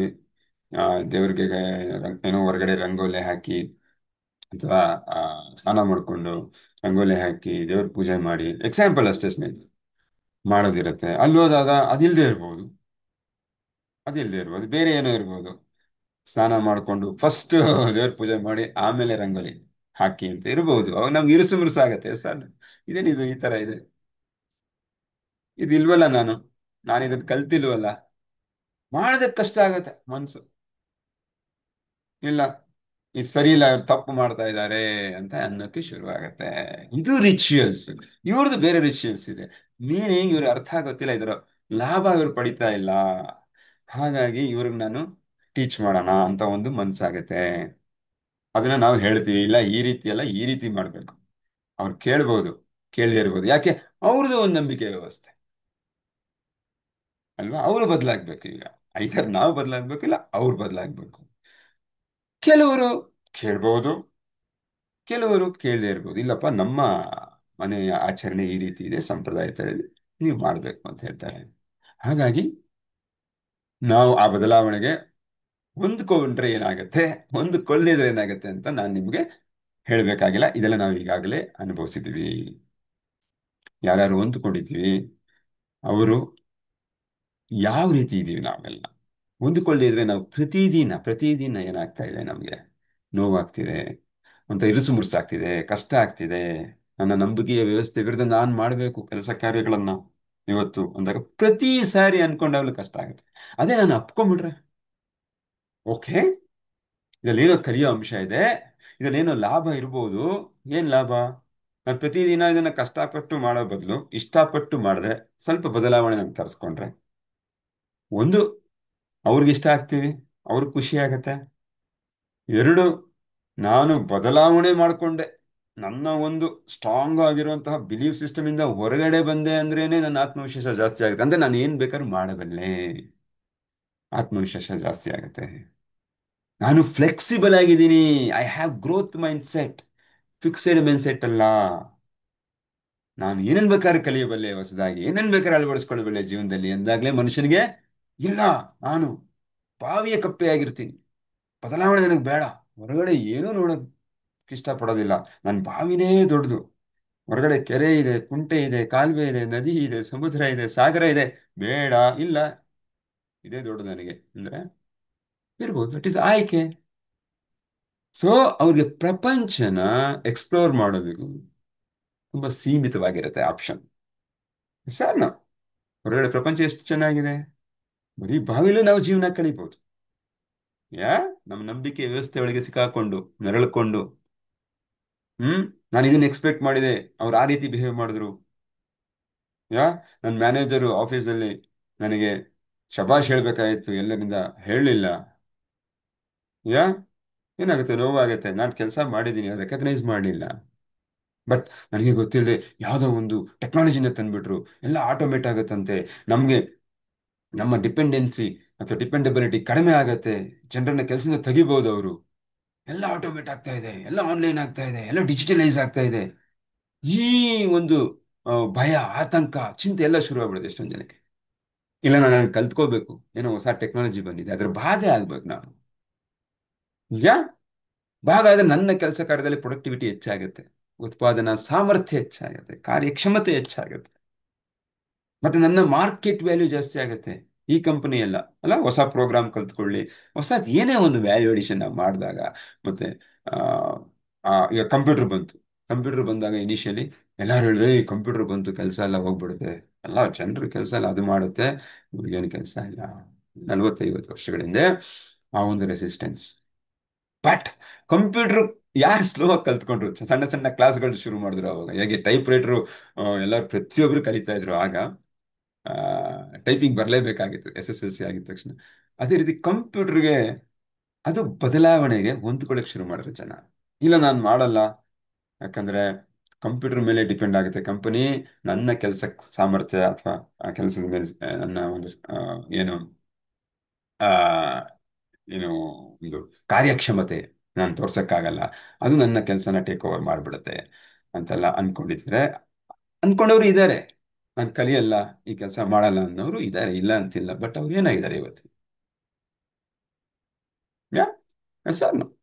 ಸೊ ಹಾಗಾಗಿ ಬದಲಾವಣೆನ ನಾವು ಸ್ವೀಕರಿಸಬೇಕು. ಮನೆಯಲ್ಲಾಗ್ಲಿ, ಕೆಲಸದಲ್ಲಾಗ್ಲಿ, ಬಿಸ್ನೆಸ್ದಲ್ಲಾಗ್ಲಿ, ಸಂಬಂಧದಲ್ಲಾಗ್ಲಿ, ಬದಲಾವಣೆಗಳಿಗೆ ನಾವು we should have growth mindset. Growth mindset ಅಂದ್ರೆ ಬೆಳವಣಿಗೆ ಆಗುವಂತಹ ಒಂದು ಮನೋಭಾವ, ಮನೋಸ್ಥಿತಿನ ಹೊಂದಿರಬೇಕು. ಕಷ್ಟ ಆಗತ್ತೆ, ಇಲ್ಲ ಅಂತಿಲ್ಲ. That is what we call it as resistance ಅಂತ. ಪ್ರತಿರೋಧಗಳು ಬರ್ತವೆ. ನಾನು ಈ ಥರನೇ ಮಾಡೋದು, ಹೀಗೆ ಮಾಡೋದು, ಕಮ್ ವಾಟ್ ಮೇ. ನನಗೆ ಹೇಳ್ಕೊಟ್ಟಿರೋದೇ ಹೀಗೆ ನಮ್ಮ ತಂದೆ ತಾಯಿ, ನಾನು ಇದೇ ರೀತಿ ಮಾಡ್ತೀನಿ. ಅಥವಾ ನಾನು ಹಿಂದೆ ಮಾಡ್ಕೊಂಡು ಬಂದಿರೋದು ಇಷ್ಟು ವರ್ಷ ಇದೆ, ನಾನು ಹೊಸದನ್ನ ಅಕ್ಸೆಪ್ಟ್ ಮಾಡಲ್ಲ. ಅಂದ್ರೆ ಎರಡು ವಿಧಾನ ಇರುತ್ತೆ. ಒಂದು ಸೈಕ್ಲಿಕಲ್ ಏನು ಚೇಂಜ್, ಅಥವಾ ಏನಂತಾರೆ ಸೀಸನಲ್ ಚೇಂಜ್ ಅಂತ ಹೇಳ್ತಾರೆ. What is mean by cyclical change? Cyclical change ಅಂದ್ರೆ ಬದಲಾವಣೆಗಳು ಈ ಒಂದು ಸೀಸನ್ಸ್ ಅಲ್ಲಿ ಏನ್ ಬದಲಾವಣೆಗಳಾಗತ್ತೆ, ಈ ಋತುಗಳು ಚೇಂಜ್ ಆಗುವಾಗ ಆಗುತ್ತಲ್ವಾ. ಬಿಸಿಲು ಬರುತ್ತೆ, ಮಳೆ ಬರುತ್ತೆ, ಚಳಿ ಬರುತ್ತೆ, ಅದನ್ನ ನಾವು ತಪ್ಸಕ್ಕಾಗಲ್ಲ. ಅನ್ಕಂಟ್ರೋಲಬಲ್ ಅದು, uncontrollable. But still we embrace that. ಒಪ್ಕೊಂತೀವಿ. ಕಿರಿಕಿರಿ ಅನ್ಸುತ್ತೆ, ಸ್ಟಿಲ್ ಒಪ್ಕೊಂತೀವಿ. ಅದಕ್ಕೆ ತಕ್ಕನಾಗಿ ಪ್ಲಾನ್ಗಳು ಮಾಡ್ತೀವಿ. ಈ ಚಳಿಗಾಲದಲ್ಲಿ ಇದು ಮಾಡೋಣ, ಮಳೆಗಾಲದಲ್ಲಿ ಇದು ಮಾಡೋಣ, ಮಳೆಗಾಲ ಬಂದಾಗ ಇದಕ್ಕೆ ಪ್ರಿಪ್ರೇಷನ್ ಮಾಡ್ಕೊಳ್ಳೋಣ. ಬೇಸಿಗೆಗಾಲದಲ್ಲಿ ಇದು ಬಿಸಿಲಿರುತ್ತೆ, ಮಳೆ ಜಾಸ್ತಿ ಬರುತ್ತೆ, ಛತ್ರಿ ತಗೊಳೋಣ ಅಲ್ವಾ. ನಾವು ಕೋಆಪರೇಟ್ ಮಾಡ್ತೀವಿ ಅದಕ್ಕೆ. ಅದೇ ರೀತಿ ನಮ್ಮ ಕೆಲಸ ಕಾರ್ಯಗಳನ್ನು ಅಡ್ಜಸ್ಟ್ ಮಾಡ್ಕೊತೀವಿ. ಯಾಕೆ? That is uncontrollable. ಓಕೆ. ಅದು ಶೇರ್ ಮಾರ್ಕೆಟ್ ದಾರಿ ಇರ್ಬೋದು, ಅಥವಾ ಸಮ್ಮರ್ ಟ್ರಾವೆಲ್ ಅಲ್ಲಿ ನಾವು ಪ್ಲಾನ್ ಮಾಡ್ತೀವಲ್ಲ, ಸಮ್ಮರ್ ಟ್ರಾವೆಲ್ ಅಲ್ಲಿ ಅದೇನಾದ್ರು ಇರ್ಬೋದು. ಬೇಸಿಗೆಯಲ್ಲಿ ಬಂದಾಗ ನಾವು ರಜೆಗಳ ಇರುವಾಗ ನಾವೇನು ಪ್ರಯಾಣಗಳನ್ನ, ಬೇರೆ ಬೇರೆ ಸ್ಥಳಗಳನ್ನ ನೋಡ್ತೀವಿ. ಇದೆಲ್ಲ ಆಗ್ಲೇ ಪ್ಲಾನ್ ಮಾಡ್ತೀವಿ, ಯಾಕಂದ್ರೆ ಬದಲಾಗ್ತೀವಿ. ಈಗಲೂ ಹೋಗ್ಬೇಕಂತ ಇರುತ್ತೆ, ಬಟ್ ಅವಾಗ ನಮ್ಗೆ ಟೈಮ್ ಸಿಗುತ್ತೆ ಅಂತ ಅರ್ಥದಲ್ಲಿ ಅಲ್ಲಿ ಹೋಗ್ತೀವಿ. ಈ ತರ ಹಲವಾರು ವಿಚಾರಗಳಿದೆ, which is part of life. ಮತ್ತು ಇನ್ನೊಂದೇನು, structural change. What does it mean by that? ಈಗಲೇ ನಾವು ಮಾತಾಡಿದ್ವಿ, ಇನೋವೇಷನ್ ಅಂತ ಬರುತ್ತೆ. ಈಗೆಲ್ಲ ChatGPT, AI, ಆರ್ಟಿಫಿಷಿಯಲ್ ಇಂಟೆಲಿಜೆನ್ಸ್ ನಮ್ಮ ಹೆಚ್ಚು ಕೆಲಸಗಳನ್ನ ಮಾಡ್ಬಿಡುತ್ತೆ. ಹೆಚ್ಚು ಕೆಲಸಗಳನ್ನ ನಾವೇನು ಮಾಡೋ ಅಷ್ಟಿಲ್ಲ. ಒಂದು ಲೆಟ್ರ್ ಬರೀಬೇಕಾ, ಬರ್ದು ಬಿಡುತ್ತೆ. ಯಾ ಒಂದು ಪ್ರೆಸೆಂಟೇಶನ್ ಪ್ರಿಪೇರ್ ಮಾಡ್ಬೇಕಾ, ಮಾಡಿಬಿಡುತ್ತೆ. ಹೆಚ್ಚು ತಲೆಗೆ ಕೆಲಸನೇ ಕೊಡಬೇಕಾಗಿಲ್ಲ. But still I would say I have freedom to say, ಇಲ್ಲ ನನಗದು ಬೇಡ, ನಾನೇ ಮಾಡ್ತೀನಿ, ನಾನೇ ಕಲ್ತ್ಕೋತೀನಿ. ಇದೆ ಅವಕಾಶ. ಬಟ್ ಅದನ್ನ ಬಳಸ್ಕೊಂಡು ಫಾಸ್ಟ್ ಆಗಿ ಹೋಗ್ತಾ ಇರೋ ನಮ್ಮ ಸಹೋದ್ಯೋಗಿಗಳನ್ನ ಸ್ವಲ್ಪ ನೋಡ್ಬೇಕು, ಬೇರೆ ಕಂಪನಿಗಳನ್ನ ನೋಡ್ಬೇಕು. ಅವ್ರು ಆ ಸ್ಪೀಡಲ್ಲಿ ಹೋಗ್ತಾ ಇರುವಾಗ ನಾನು ಅದೇ ಮಾಡ್ತೀನಿ, ನಾನು ಮ್ಯಾನ್ಯಲ್ ಆಗೇ ಮಾಡ್ತೀನಿ, ನಾನು ಪ್ರಯತ್ನ ನಾನೇ ಪಡ್ತೀನಿ, ನಾನೇ ಸ್ವತಃ ಎಲ್ಲ ಮಾಡ್ತೀನಿ ಅಂತಂದ್ರೆ ಎಲ್ಲಿರ್ತೀವಿ ನಾವು? ಅದು ಹೋಗ್ತಾ ಇರೋ ಸ್ಪೀಡ್ ಏನು? ಯಾ ನೋಕಿಯಾಗೆ ಏನಾಯ್ತು? ನೋಕಿಯಾ ಒಂದು ಕಾಲದಲ್ಲಿ ಡಾಮಿನೇಟ್ ಮಾಡ್ತಾ ಇತ್ತು ಮೊಬೈಲ್ ಇಂಡಸ್ಟ್ರಿ. ಏನಾಯ್ತು? ಅವರು ಬದಲಾಗೋದಕ್ಕೆ ತಯಾರಾಗ್ಲಿಲ್ಲ. ನಾವು ಹೀಗೆ ಇರ್ತೀವಿ, ಆಲ್ರೆಡಿ ನಮಗೆ ಒಳ್ಳೆ ಮಾರ್ಕೆಟ್ ಇದೆ, ನಾವು ಬೆಳಿತೀವಿ ಚೆನ್ನಾಗಿ ಅಂತ ಹೇಳುದು. ಯಾ ಈ ಟಚ್ ಸ್ಕ್ರೀನ್ ಏನ್ ಮೊಬೈಲ್ ಬಂದಿದೆ, ಈಗ ಸ್ಮಾರ್ಟ್ ಫೋನ್ ಏನ್ ಬಂದಿದೆ, ಅದನ್ನ ಅವರು ಡೆವಲಪ್ ಮಾಡಕ್ಕೆ ಹಿಂದುಳಿದ್ರು. ಇವತ್ತಿಗೆ ನೋಕಿಯಾ ಅಂತ ಯಾರಿಗೂ ಮರ್ತೋಗೋ ಮಟ್ಟಿಗೆ ಆಗ್ಬಿಟ್ಟಿದೆ. ಅದೇ ರೀತಿ ಇನ್ನೊಂದು ಎಕ್ಸಾಂಪಲ್ ನಾವು ಕೊಡಾಕ್ ಹೇಳ್ಬೋದು. ಕೊಡಾಕ್ ಫೋಟೋಗ್ರಫಿ ಎಲ್ಲರಿಗೂ ಗೊತ್ತಿದೆ. ನಾವು ರೀಲ್ ತಗೊಂಡು ಕ್ಯಾಮ್ರಾ ತಗೊಂಡು ಫೋಟೋ ಹೊಡ್ಕೊಂಡು ಅದನ್ನ ಫಿಲ್ಮ್ನ ತೋರಿಸಿ ಸ್ಟುಡಿಯೋ ಕೊಟ್ಟು ಡೆವಲಪ್ ಮಾಡಿಸಿ ಪ್ರಿಂಟ್ ಹಾಕ್ಸಿ ನೆಗೆಟಿವ್ ಬಂದು ಸೊ ಅವ್ರಿಗೇನಾಯ್ತು? ಇನ್ಫ್ಯಾಕ್ಟ್ ಅವರೇ ಡಿಜಿಟಲ್ ಕ್ಯಾಮ್ರಾನ ಇನ್ವೆಂಟ್ ಮಾಡಿದೆ ಆಕ್ಚುಲಿ ಇನಿಷಿಯಲಿ. ಇನ್ಫ್ಯಾಕ್ಟ್ ಅವರೇ. ಬಟ್ ಅವ್ರು ಅದನ್ನ ಡೆವಲಪ್ ಮಾಡಲಿಲ್ಲ, ಮುಂದಕ್ಕೆ ತಗೊಂಡೋಗ್ಲಿಲ್ಲ. ಯಾಕೆ ಅಂತ ಹೇಳಿದ್ರೆ ನಾನು ಅದನ್ನ ತಂದ್ರೆ ನನ್ನ ಮಾರ್ಕೆಟ್ ಬಿದ್ದೋಗ್ಬಿಡುತ್ತೆ, ಜನಕ್ಕೆ ಈಸಿ ಆಗ್ಬಿಡುತ್ತೆ, ನನ್ನ ಹತ್ರ ಡೆವಲಪ್ ಮಾಡಕ್ ಬರಲ್ಲ ಫಿಲ್ಮ್ನ, ನನ್ನ ಔಟ್ಲೆಟ್ಗಳನ್ನ ಮುಚ್ಚಬೇಕಾಗತ್ತೆ ನಾನು. ಈ ರೀತಿ ಯೋಚನೆಯಿಂದ ಅವರು ಅದನ್ನ ಮಾಡಕ್ ಹೋಗ್ಲಿಲ್ಲ. ಬಟ್ ಬೇರೆಯವ್ರು ಮಾಡಿದ್ರು. ಇವತ್ತು ಕೊಡಾಕ್ ಅನ್ನೋದು ನಮ್ಗೆ ಮರ್ತೋಗಿದೆ, ಮರ್ತೋಗ್ಬಿಟ್ಟಿದೆ. ಹೊಸಾನು ಹೊಸಾನು ಅದೇ ರೀತಿ ನೀವು ಅನೇಕ ನೋಡ್ಬೋದು, ಅನೇಕವಾದಂತಹ ಆಪಲ್ ಏನಾಗಿದ್ದಾರೆ ಇವತ್ತು. ಯಾಕೆ ಕಂಟಿನ್ಯೂಸ್ ಇನೋವೇಷನ್, ಹೊಸ ಹೊಸ ಟೆಕ್ನಾಲಜಿ ಏನ್ ಬರ್ತಾ ಇದೆ, ಪ್ರತಿಯೊಂದನ್ನು ಅವರು ಅಳವಡಿಸ್ಕೊಂಡು ಹೊಸದೇ ಕೊಡಬೇಕು ಜನರಿಗೆ, ಬದಲಾವಣೆ ಹೇಗೆ ತರಬೇಕು ಟೆಕ್ನಾಲಜಿ ಫೀಲ್ಡ್ ಅಲ್ಲಿ, ಫೋನ್ ಫೀಲ್ಡ್ ಅಲ್ಲಿ ಅಂತ ಹೇಳ್ಬಿಟ್ಟು ಅದನ್ನ ನಿರಂತರವಾಗಿ ಮಾಡ್ತಾ ಇದ್ದಾರೆ. ಯಾ ಫೋನ್ ಅಲ್ವಾ, ಫೋನು ಒಂದು 30-40 ವರ್ಷದಿಂದ ಎಲ್ಲಾರ ಕೈಲಿ ಒಂದು ಫೋನ್ ಬರುತ್ತೆ ಅಂದ್ರೆ ಯಾರು ಒಪ್ತಾ ಇರಲಿಲ್ಲ ಬಹುಶಃ. ಯಾರು ಒಪ್ತಾ ಇರಲಿಲ್ಲ, ಸಾಧ್ಯನೇ ಇಲ್ಲ, ಎಲ್ಲರೂ ಮಾತಾಡ್ತಾ ಇರ್ತಾರೆ ಅಂತ ಹೇಳಿದ್ರೆ. ಇವತ್ತು ಗೊತ್ತು ರಿಯಾಲಿಟಿ, ಬಿಕಾಸ್ ಆ ಟೆಕ್ನಾಲಜಿ ಇನೋವೇಷನ್ ಏನಿದೆ ಅದೇ ರೀತಿ ನಮ್ಮ ಜೀವನದಲ್ಲಿ ಬದಲಾವಣೆಗೆ ನಾವು ಬದಲಾವಣೆಯನ್ನ ಸ್ವಾಗತಿಸಬೇಕು. ಆಗ ನಾವು ಕೂಡ ಬೆಳಿತೇವೆ, ನಾವು ಏನ್ ಅನ್ಕೊಂಡಿದೀವೋ ಆ ಗುರಿನ ಸಾಧಿಸ್ತೇವೆ. ಓಕೆ ಫ್ರೆಂಡ್ಸ್, ಅದೇನಾದ್ರು ಇರ್ಬೋದು. ಯಾ ಜಾಬ್ ಟ್ರಾನ್ಸ್ಫರ್ ಇರ್ಬೋದು, ಜಾಬ್ ಟ್ರಾನ್ಸ್ಫರ್ ಆಗ್ಬಿಡುತ್ತೆ, ಎಲ್ಲ ಒಂದ್ ಕಡೆ ಬೇರೆ ಕಡೆ ಹಾಕ್ತಾರೆ. ಇಲ್ಲಪ್ಪ ನಾನು ಹೋಗಲ್ಲ, ಇಲ್ಲೇ ಇರ್ತೀನಿ ಅನ್ನೊಂದು ಒಳ್ಳೆ ಅವಕಾಶ ಇರ್ಬೋದು. ನಮ್ಮ ಸಾಮರ್ಥ್ಯನ ಎತ್ತು ತೋರ್ಸಕ್ಕೆ ಒಂದು ಒಂದು ಸ್ಟೇಜ್ ಇರ್ಬೋದು, ಒಂದು ಪ್ಲಾಟ್ಫಾರ್ಮ್ ಇರ್ಬೋದು. ನಾವು ಅದನ್ನ ಇಲ್ಲ, ನನಗೆ ತೊಂದರೆ ಆಗತ್ತೆ, ನನ್ನ ಮನೆ ಇಲ್ಲಿದೆ, ನಮ್ಮ ಮನೆಯವರು ಇಲ್ಲಿದ್ದಾರೆ, ನಾನೆಲ್ಲ ಬಿಟ್ಟು ಅಲ್ಲಿ ಹೋಗಿ ಕಷ್ಟ ಆಗತ್ತೆ ನನಗೆ, ಅಲ್ಲೆಲ್ಲ ಅಡ್ಜಸ್ಟ್ ಹಾಕೊಂಡು ಕೆಲಸ ಮಾಡೋದಕ್ಕೆ ಅಂತ ಹೇಳ್ಬೋದು. Still we have option. But ಏನಾಗುತ್ತೆ, ನಮ್ಗೆ ಯಾವುದೋ ಒಂದು ಗ್ರೋತ್ ನಿಂತು ಹೋಗ್ಬಿಡುತ್ತೆ, ಎಲ್ಲೋ ಒಂದು ಹೆಚ್ಚಿನ ಸಂಬಳ ಸಿಗೋದು, ಹೆಚ್ಚಿನ ರೆಕಗ್ನಿಷನ್ ಸಿಗೋದು, ಹೆಚ್ಚಿನ ಪ್ರಮೋಷನ್ ಸಿಗೋದು, ವೃತ್ತಿನಲ್ಲಿ ಮುಂದುವರಿಯುವಂತಹ ಒಂದು ಲಾಭ ಮಿಸ್ ಆಗೋ ಸಾಧ್ಯತೆ ಹೆಚ್ಚಾಗಿರುತ್ತೆ. Anything it could be. ಬಿಸ್ನೆಸ್ಗೆ ಬಂದ್ರೆ ಸಪ್ಲೈಯರ್ನ ಚೇಂಜ್ ಮಾಡೋದು. ಒಬ್ರು ಸಪ್ಲೈ ಮಾಡ್ತಾ ಇದ್ದಾರೆ ರಾ ಮೆಟೀರಿಯಲ್ಸ್ನ, ಅವನು ಅವನ್ನೇ ಇಟ್ಕೊಳ್ಳೋದು. ನಮ್ಮ ತಾತನ ಕಾಲದಿಂದ ಇವನೇ ಅಪ್ಪ ನಮಗೆ ಕೊಡೋದು, ಬೇರೆ ಅಲ್ಲ. ಬೇರೆಯವ್ರು ನೋಡಪ್ಪ, ಅವ್ನು ಇನ್ನೂ ಹೆಚ್ಚಿನ ಗುಣಮಟ್ಟದ ಪ್ರಾಡಕ್ಟ್ಸ್ನ ಕೊಡ್ಬೋದು, ಅಥವಾ ಕಡಿಮೆ ಬೆಲೆಗೆ ಕೊಡ್ಬೋದು. ಇಲ್ಲ ಇಲ್ಲ ಇಲ್ಲ, ಆಗಲ್ಲ, ಆಗಲ್ಲ, ಇವನ್ ಬರ್ತದೆ, ನಾನು ಅಡ್ಜಸ್ಟ್ ಆಗ್ಬಿಟ್ಟಿದ್ದೀನಿ. ಈಸಿ, ಅದು ಕಂಫರ್ಟಬಲ್ ಆಗಿರ್ತೀವಿ ಅಂತ ಮಾತ್ರಕ್ಕೆ ನಾವು ಹೊಸದನ್ನ ನೋಡಕ್ ಹೋಗಲ್ಲ. ನಮ್ಗೆ ಆ ಕಂಫರ್ಟ್ ಝೋನಲ್ಲಿ ಇರಬೇಕು. ಅದು ಈಚೆ ಬಂದ್ರೆ ಅಂತಾರೆ ಅನ್ಕಂಫರ್ಟಬಲ್. ಯಾ ಬಟ್ ಅನ್ಕಂಫರ್ಟಬಲ್ ಆಗಿರೋದು ಮಾಡಿದ್ರೆ ನಾವು ಹೊಸದಾಗಿ ನೋಡಕ್ಕಾಗೋದು, ಹೊಸದನ್ನ ಎಕ್ಸ್ಪ್ಲೋರ್ ಮಾಡಕ್ಕಾಗೋದು, ಹೊಸದನ್ನ ಬಳಸ್ಕೊಳಕ್ಕಾಗೋದು, ಮತ್ತೆ ಲಾಭವನ್ನ ಹೆಚ್ಚಾಗಿ ಪಡೆಯೋಕ್ಕಾಗೋದು. ಸರ್ ಅಲ್ವಾ? ಸೊ ಹಾಗಾಗಿ ಮ್ಯಾನೇಜ್ಮೆಂಟ್ ಚೇಂಜ್ ಆದ್ರೆ ಒಂದ್ಸರಿ ಭಯ ಆಗ್ಬಿಡುತ್ತೆ, ಯಾರೋ ಹೊಸಬ್ರು ಬಂದ್ರಪ್ಪ ಮ್ಯಾನೇಜರು, ಇನ್ನು ನನಗೆ ಕಷ್ಟ ಆಗುತ್ತೆ, ಈ ತರ ಎಲ್ಲ ನೋ, ಇಲ್ಲ. ನಾವು ಬದಲಾವಣೆಯನ್ನ ಹೋಗ್ಬೇಕು. ಓಕೆ ಓಕೆ ಈಗ ಬದಲಾವಣೆ ಸ್ವೀಕರಿಸೋದು ಹೇಗೆ? How to embrace change? Simple ಆಗಿ ಹೇಳಿದ್ದಾರೆ ಜಾಕ್ ಕ್ಯಾನ್ಫೀಲ್ಡ್ ಅವರು. ಆಸ್ಕ್ ಕ್ವಶನ್ಸ್, ಪ್ರಶ್ನೆ ಮಾಡ್ಬೇಕಷ್ಟೇ, ಯಾವುದೇ ಬರಲಿ. What is changing in my life that I am currently resisting? ಈಗ ನಾನು ಪ್ರತಿರೋಧ ಏನು ತೋರಿಸ್ತಾ ಇದ್ದೀನಿ, ಅದು ನನ್ನ ಜೀವನದಲ್ಲಿ ಬಂದರೆ, ಅಥವಾ ನಾನು ಅಳವಡಿಸ್ಕೊಂಡ್ರೆ, ಅದನ್ನ ಪ್ರಾಕ್ಟೀಸ್ ಮಾಡಿದ್ರೆ ನನ್ನ ಜೀವನದಲ್ಲಿ ಏನು ಬದಲಾವಣೆ ಆಗ್ಬಹುದು ಅನ್ನೋ ಮೊದಲನೇ ಪ್ರಶ್ನೆ. ಎರಡನೇದು, why I am resisting that change? First of all, ಯಾಕೆ ನಾನು ಪ್ರತಿರೋಧ ವ್ಯಕ್ತಪಡಿಸ್ತಾ ಇದ್ದೀನಿ? ಅದೇನಾರ ನಿಜವಾಗ್ಲೂ ಅರ್ಥ ಇದೆಯಾ? ಇಲ್ಲ ನಾನು ಹಿಂದಿನ ಏನೋ ಆಗ್ಲಿಂದ ವರ್ಷಾನ್ಗಟ್ಲೆ ಮಾಡ್ಕೊಂಡ್ ಬಂದಿದ್ದೀನಿ, ಐ ಆಮ್ ನಾಟ್ ಕಂಫರ್ಟಬಲ್, ಅದಕ್ಕೆ ನಾನು ಮಾಡಲ್ಲ ಅನ್ನೋದ? ಇಲ್ಲ ನಿಜವಾಗ್ಲೂ ಏನಾದ್ರು ಕಾರಣ ಇದೆಯಾ? ಬರೀ ನನಗೆ ಕಷ್ಟ ಆಗತ್ತೆ ಒಂಚೂರು ಅದನ್ನ ಒಪ್ಕೊಳ್ಳೋಕೆ, ಮಾಡ್ಲಿಕ್ಕೆ ಅನ್ನೋದ್ರ ಬದಲು ನಿಜವಾಗ್ಲೂ ಏನಾಗಿದೆಯಾ ಅದನ್ನ ಕಂಡುಹಿಡ್ಕೋಬೇಕು. What am I afraid of with respect to this change? ಏನನ್ನ ಈ ಚೇಂಜ್ ಆದ್ರೆ ಏನಕ್ಕೋಸ್ಕರ ನನಗೆ ಯಾವ ಒಂದು ಅಂಶದ ಬಗ್ಗೆ ಭಯ ಆಗ್ತಾ ಇದೆ? ಏನಾಗ್ತಾ ಇದೆ? ಇದ್ರ ಬಗ್ಗೆ ನನ್ನ ವ್ಯಾಲ್ಯೂ ಕಡಿಮೆ ಆಗ್ಬಿಡುತ್ತಾ? ಯಾ ಈ ಒಬ್ಬ ಹೊಸ ಸ್ನೇಹಿತ ಬಂದ ನಮ್ಮ ಗುಂಪಿಗೆ, ಎಲ್ಲರ ಅಟೆನ್ಷನ್ ಎಲ್ಲ ಇತ್ತು, ಅವ್ನಿಗೇನೋ ಕಲೆ ಗೊತ್ತು, ನನ್ನ ನಿರ್ಲಕ್ಷ್ಯ ಮಾಡ್ತಾ ಇದ್ದಾರೆ. ಮುಂಚೆ ಎಲ್ಲರೂ ನನ್ನನ್ನೇ ಕೇಳ್ತಾ ಇದ್ರು, ಏನೇ ಇದ್ರು ಡಿಸಿಷನ್ಗೆ, ಗ್ರೂಪಲ್ಲಿ ಏನೇ ಮೆಸೇಜ್ ಹಾಕಿದ್ರು ನನ್ನ ಒಂದು ಅಭಿಪ್ರಾಯನ ಸಂಗ್ರಹಣೆ ಮಾಡ್ತಾ ಇದ್ರು. ಮೇ ಬಿ ಯಾ ನೋ, ಹೊಸ ಫ್ರೆಂಡ್ ಬಂದಿದ್ದಾರೆ, ಆ್ಯಡ್ ಮಾಡಿದ್ದಾರೆ ಗ್ರೂಪಲ್ಲಿ, ಎಲ್ಲರೂ ಅವರ ಅಭಿಪ್ರಾಯ ಪಡ್ಕೋತಾ ಇದ್ದಾರೆ, ಇನ್ನ ನಿರ್ಲಕ್ಷ್ಯ ಮಾಡ್ತಾ ಇದ್ದಾರೆ. ಈ ತರನಾ? ಜಸ್ಟ್ ಚೆಕ್ ಮಾಡಬೇಕು. ಎಕ್ಸಾಂಪಲ್, ಯಾತಕ್ಕೋಸ್ಕರ ನನಗೆ ಭಯ ಆಗ್ತಾ ಇದೆ? Yeah what is the pay off for my keeping things the way they R? ನಾನು ಬದಲಾವಣೆ ಆಗದೆ ಇದ್ರೆ, ಅದೇ ರೀತಿ ಇದ್ರೆ ನಾನು ಏನ್ ಬೆಲೆ ತರಬೇಕಾಗತ್ತೆ ಅನ್ನೋದನ್ನು ಕೂಡ ನಾವು ಕ್ವಶನ್ ಮಾಡಬೇಕು. ಯಾವುದೇ ಬದಲಾವಣೆಗೆ ನನಗೆ ಲಾಭ ಇದೆಯಾ, ನಷ್ಟ ಇದೆಯಾ? ಬೇರೆಯವ್ರ ತರ ಬದಲಾವಣೆ ಆಗದೆ ಇದ್ರೆ ಆ ಪರಿಸ್ಥಿತಿ ನಾನು ಅಪ್ಕೊಳ್ಳದೆ ಇದ್ರೆ ಮುಕ್ತ ಮನಸ್ಸಿನಿಂದ. Yeah what is the cost I am paying for keeping things the way they R. Yeah what is the cost? ಆ ವಸ್ತುಗಳನ್ನ ಬದಲಾವಣೆ ಮಾಡದೆ ಹಾಗೆ ಇಟ್ಕೊಂಡ್ರೆ ನಾನು ಯಾವ ಬೆಲೆನ ತರಬೇಕಾಗತ್ತೆ ಅಂತ.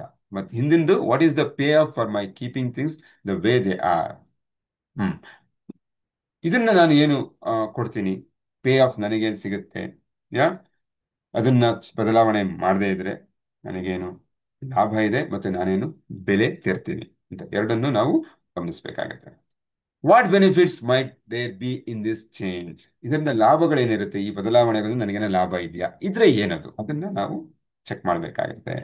What would have to do to cooperate with this change? ಈ ಚೇಂಜ್ ಜೊತೆಗೆ ನಾನು ಸಹಕಾರ ಕೊಟ್ರೆ, ಈ ಬದಲಾವಣೆಗೆ ನನ್ನ ಒಂದು ಕೋಆಪರೇಷನ್ ಎಕ್ಸ್ಟೆಂಡ್ ಮಾಡಿದ್ರೆ, ಮಾಡಬೇಕು ಅಂದ್ರೆ ನಾನು ಏನು ಮಾಡಬೇಕು ಅನ್ನೋದನ್ನ ಪ್ರಶ್ನೆ ಮಾಡ್ಕೋಬೇಕು. What is the next step I could take to cooperate with this change?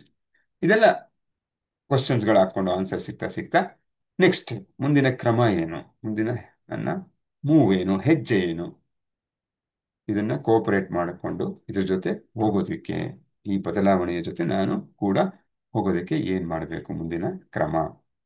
When will I take it? ಯಾವಾಗ ಇದನ್ನ ತಗೊಂತೀನಿ? Yeah yes no? ಬೆಳಿಗ್ಗೆ ಎದ್ದು ನಾನು ಗುಡ್ ಶೇಪ್ ಬರಬೇಕು, 5 kg ಕಡಿಮೆ ಆಗಬೇಕು ಅಂತ ನಾನು ಗೋಲ್ ಇಟ್ಕೊಂಡಿದ್ದೆ. ಬದಲಾವಣೆ ಏನು? ನಾನು ಬೆಳಿಗ್ಗೆ ಬೇಗ ಎದ್ದು 1 hour ಸ್ಪೆಂಡ್ ಮಾಡಬೇಕು, ಇಲ್ವಾ? ಎಕ್ಸಾಂಪಲ್ಸ್. ಬೆಳಿಗ್ಗೆ ಎದ್ದಾಗ ವಾಕಿಂಗು, ಚಳಿ ಬರ್ತಾ ಇದೆ, ವಾಕಿಂಗ್ ಮಾಡ್ತೀನೋ ಜಾಗಿಂಗ್ ಮಾಡ್ತೀನೋ, ಇದು ಹೋಗೋದಕ್ಕಾಗಲ್ಲ, ಮಲ್ಕೊಳ್ಳೋಣ, ಪ್ರತಿರೋಧಗಳು. ಇನ್ನಂದ್ರೆ ಯಾರು ಎಕ್ಸರ್ಸೈಸ್ ಮಾಡಿ ಏನಪ್ಪ ಲಾಭ? ಎಷ್ಟು ಮಾಡಿದ್ರು ಅಷ್ಟೇನೆ. ಎಷ್ಟೊಂದು ಜನ ಏನೇನೋ ಮಾಡಿದ್ರು, ಬಟ್ ಅವ್ರಿಗೆ ಹೆಚ್ಚಿನ ಗುಣಮಟ್ಟದ ಜೀವನ ಇಲ್ಲ, ಅಥವಾ ಅವ್ರಿಗೆ ಆಯುಸ್ಸಿಲ್ಲ. ಈ ತರ ಕೆಲವು ರಾಂಗ್ ಎಕ್ಸಾಂಪಲ್ಸ್ನ ತಲೆಯಲ್ಲಿ ಬರುತ್ತೆ. ಟಕ್ ಅಂತ ನಾವೇನ್ ಮಾಡ್ತೀವಿ, ಬೇಡ, ಆ ಚೇಂಜ್ ನನಗೆ ಬೇಡ, ಸ್ವಲ್ಪ ಮಲ್ಕೊಳ್ಳೋಣ. ಸಾಧ್ಯತೆ ಇದೆ, ಸಾಧ್ಯತೆ ಇದೆ.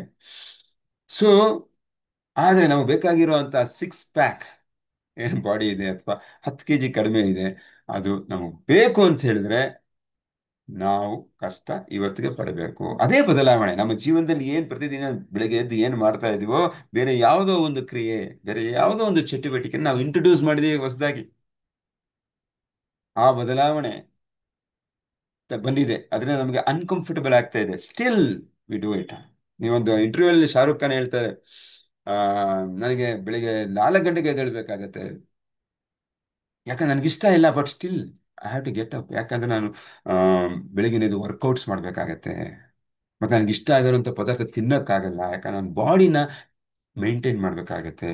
ನನ್ನ ಒಂದು ವೃತ್ತಿಗೆ ಬೇಕಾಗಿರುವಂತಹ, ಅದು ಡಿಮ್ಯಾಂಡ್ ಮಾಡುವಂತಹ ಒಂದು ಒಂದು ಒಂದು ದೇಹ ದಾಢ್ಯವನ್ನು ನಾನು ಹೊಂದಬೇಕಾಗತ್ತೆ. ಈ ವಯಸ್ಸಲ್ಲಿ ನಾನು ಆ ಆಕರ್ಷಕವಾಗಿ ಕಾಣಬೇಕು, ಸಿನಿಮಾಗಳಲ್ಲಿ ಚಟುವಟಿಕೆಯಿಂದ ಕೂಡಿರಬೇಕು ಅಂತ ಪಾತ್ರಗಳನ್ನ ಮಾಡಬೇಕು ಅಂತ ಹೇಳಿದ್ರೆ, ಹೆಂಗಾಗಿರೋ ಪಾತ್ರಗಳನ್ನ ಮಾಡ್ಬೇಕಂದ್ರೆ ನಾನು ಬದಲಾಗಬೇಕು.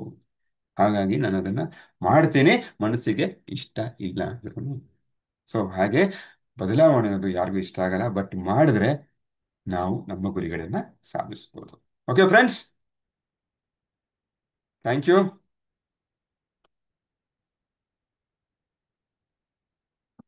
Okay, so yes sir. ನಾವೆಲ್ಲ ಈಗೇನ್ ಮಾಡಬೇಕು, ಆ ಒಂದಿಷ್ಟು ಮಾಡ್ಬೇಕು ಕೂತ್ಕೊಂಡು.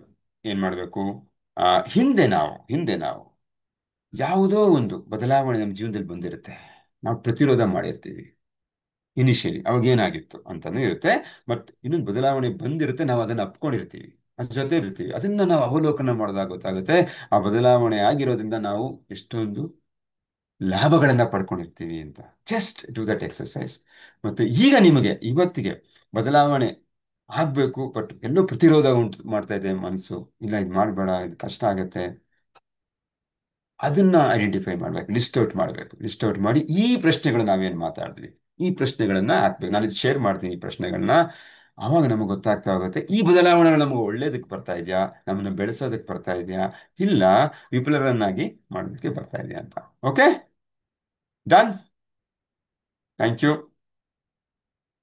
So, in the meantime, what I wanted to tell, yeah, if you are coming across any small wins in your life,